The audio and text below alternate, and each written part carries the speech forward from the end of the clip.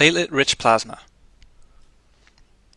Platelet-rich plasma, or PRP, is a biotechnological product that is synthesized from the patient's own blood and used for a variety of clinical applications in orthopedics and sports medicine as well as in internal medicine.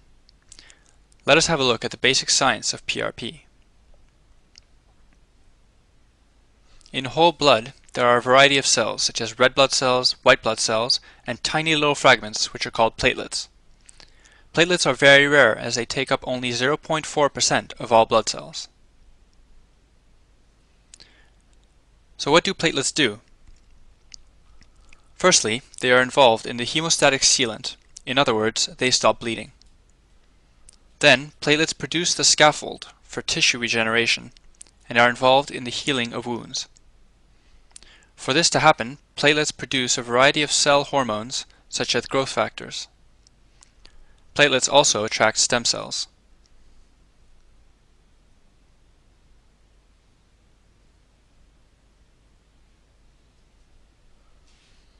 How do these growth factors work? On the left side, you see a growth factor molecule.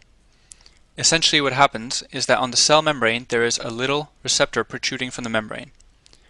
When the growth factor binds to the receptor, it causes some intracellular changes, often all the way down to the DNA level, producing different proteins, changing the function of that cell.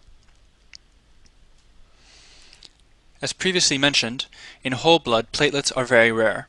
In PRP, however, the platelets are highly concentrated. Why is this important?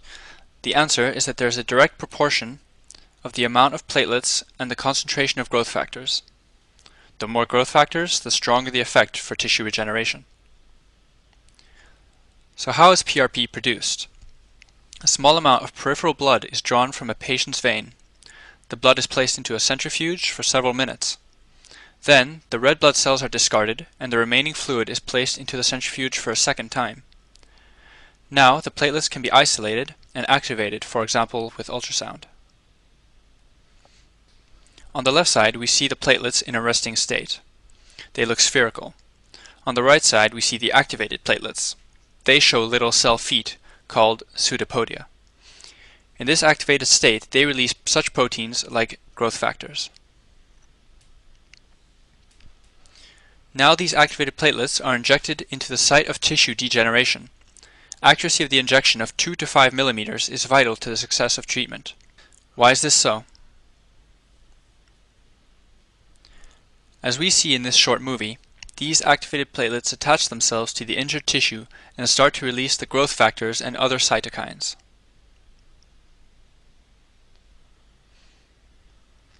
Now, which growth factors are important in PRP?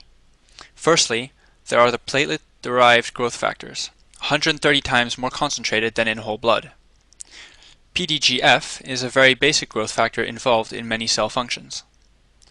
Then there is transforming growth factor beta, 80 times more concentrated than in whole blood. And finally, there is vascular endothelial growth factor, 11 times more concentrated. So what do these growth factors do? Here, both pictures show cells of a tendon, fibroblasts, which have been growing for 14 days. On the right side, you see a much higher density of cells. Why is this so? These cells are grown in a medium that has been enriched by PRP, with the growth factors PRP and TGF-beta. Both growth factors speed up cell division, including collagen 1 and 3, which is vital for the strength of a tendon or a ligament. What else can we observe with PRP? On the left side, we see a status of a normal tendon repair, and on the right, the repair process has been fostered by PRP. All these little dots are tiny blood vessels, a lot more than on the left picture. This is the effect of VEGF, and this effect is very important as the tendons can only grow when there is enough blood supply. Limited blood supply or little to no blood vessels in tendons is considered to be one of the most critical factors in the healing of a chronic tendon or in ligament damages. What else? The PDGF of platelets attract stem cells, more precisely, mesenchymal stem cells. These mesenchymal stem cells are fascinating.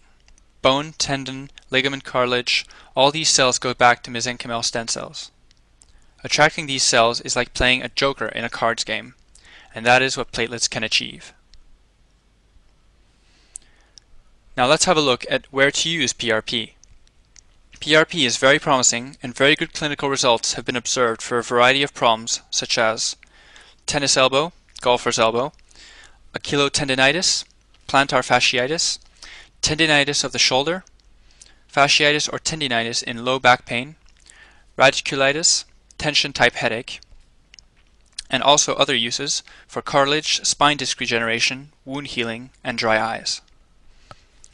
One thing is important. In most cases, one injection is sufficient, as the platelets attach themselves to the damaged tissue and can continue to produce these important growth factors over a longer period of time. One last point. Are there any unwanted effects of PRP? Yes, there can be. Too little concentration of platelets, no sterile conditions, and unprecise injections are the most problematic ones.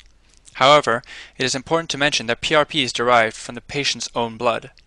It is a so-called autologous biological device, and thus there are no immunological problems to be considered.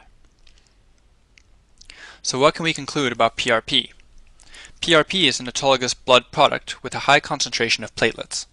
The platelets produce a cocktail of cytokines and growth factors, which trigger and accelerate the regeneration of chronic tissue problems, such as inflammation and degeneration. If you'd like further and more in-depth information on PRP, there is quite some literature around. For example, Mishra and Pavelko published a paper showing a 93% improvement in tennis elbow pain after 1 year. If you would like any further information, please visit our website, where you'll be able to find more detail about clinical applications, patient testimonials, references to scientific literature, and other audiovisual content. Thank you for watching.